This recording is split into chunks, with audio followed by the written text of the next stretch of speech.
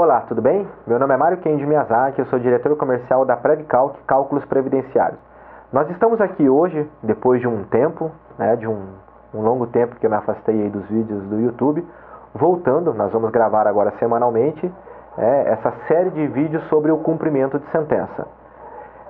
E hoje eu estou trazendo uma novidade para vocês sobre uma decisão recente de um recurso extraordinário no Supremo Tribunal Federal, de número 579431, que discutiu exatamente sobre os juros de mora nos precatórios. Isso é um assunto muito relevante, de interesse de toda a advocacia, ainda mais a advocacia previdenciária, seria a mais interessada sobre esse assunto, mas de toda a advocacia de uma maneira geral.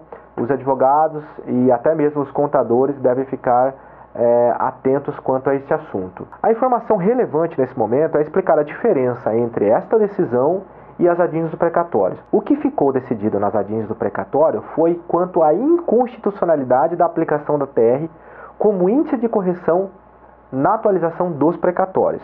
Naquela ocasião foi decidido que o índice para se corrigir os precatórios deveria ser então o IPCA-E. Como essa ação dos precatórios teve uma modulação, o IPCA-E deverá ser aplicado na correção dos precatórios a partir de março de 2015, porque a decisão tem um efeito ex nunc, ou seja, ele é prospectivo, dali para frente. Mas na decisão que nós estamos falando hoje, a 579431, o que ficou decidido é que os juros de mora deve ser considerado antes da fase de expedição. No caso desse recurso extraordinário, o que ficou decidido era que da data do cálculo do cumprimento de sentença até a data da expedição deveria incidir os juros de mora. E os juros de mora ele é definido onde? Ele é definido no título executivo, que pode ser na sentença, ou ele pode ser no acórdão do tribunal, ou no acórdão do STJ, ou quem sabe numa decisão do tribunal ou numa decisão do STJ que reforma a sentença. Quando essa decisão transita em julgado, inicia-se então o processo do cumprimento de sentença. No processo de cumprimento de sentença, deveria então o credor, o exequente, apresentar o valor que seria devido do título executivo. Muitas vezes isso não ocorre. Quem apresenta seria o devedor, que nós chamamos isso de execução invertida. Isso vai contra o artigo 534 do novo CPC. Mas muitas vezes, para não dizer na maioria absoluta das vezes, quem apresenta o cálculo é o devedor. O devedor, em apresentando o cálculo, a parte, o credor pode impugnar o valor, o que acontece com uma grande frequência. Por quê? Nem sempre o devedor apresenta o valor correto. E você impugnando este valor, inicia toda uma fase recursal dentro de uma fase que parece ganha, que é o cumprimento de sentença. Mas o cumprimento de sentença não significa exatamente que a pessoa já vá receber. Porque após todos os recursos possíveis e cabíveis dentro do cumprimento de sentença, é que sai até o cálculo da contadoria, para definir o cálculo correto, quando há as impugnações dos excessos ou dos valores inferiores àqueles que você entende como devido, até que a contadoria realiza o seu cálculo e o juiz define numa outra sentença qual é o valor que será expedido então precatório. Isso pode demorar um tempo muito longo.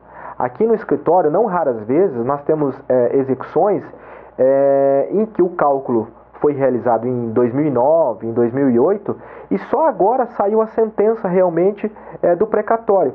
Você imagina um cálculo que foi realizado em 2009 e que só vai haver a execução efetiva da expedição do precatório em 2017. São 8 anos sem juros de mora. Se ficou definido, por exemplo, que os juros de mora seria de 1% ao mês, nós estamos falando de um percentual e uma diferença significativa no valor total da ação. O comum é os juros de moras ficarem 0,5% ao mês. Mesmo assim, 0,5% ao mês equivale a 6% ao ano. 6% ao ano num processo que muitas vezes demora, em média, 5 anos, significa um valor muito expressivo, né? E não seria correto nós falarmos que seria 30%, porque o juro, ele corre um juros sobre juros, quando se trata de juros de mora no cumprimento de sentença. Então, toda essa diferença é devida aos segurados, né?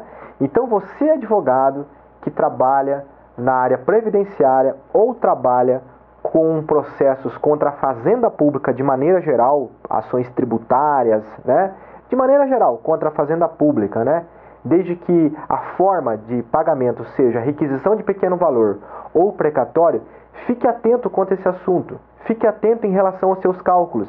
Não aceite inicialmente todos os cálculos apresentados pelo devedor, né? Analise, procure um contador, faça os seus cálculos, confira, porque a diferença que você tem em relação à data do cálculo até a expedição, ela pode ser muito significativa. Para maiores informações, eu gostaria de deixar aqui embaixo para vocês o link do nosso site, que vocês acessem a matéria que nós estamos publicando sobre este assunto.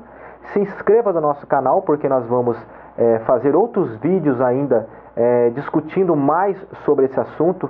Por exemplo, se há a possibilidade de reabrir os processos que já foram arquivados e pagos sem o pagamento do juros de mora da data do cálculo até a expedição. Isso é uma questão processual que nós vamos explicar no próximo vídeo, né? E dê um like no nosso vídeo e fique atentos quanto a esse assunto, ok? Até breve.